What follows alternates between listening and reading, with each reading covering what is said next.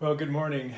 Um, this is a learning curve for me. I'm learning to video with my iPhone. Anyways, today this is my breakfast. I'm going to have a half a cup of organic oatmeal, a cup of milk. These were frozen raspberries that I defrosted in the microwave, and they're going to go on top of the oatmeal.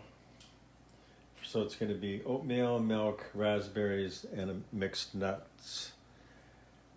Then what I've been experimenting with is to have kind of like a powerful beverage in the morning.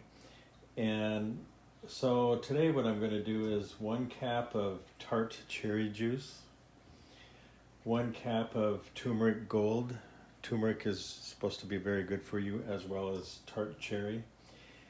And just 1 cup full of ginger juice. I did it the other day with a couple capfuls and about knocked me off of my feet.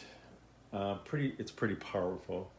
And then it's a good idea to alkaline your body with apple cider vinegar. So there I just put maybe a tablespoon, or if you're not used to it, maybe a teaspoon. I'm kind of used to it, so I'm going to use a tablespoon. It's all going to go in this glass of water. That's approximately 3 cups of water. I try to drink at least 12 cups of water a day.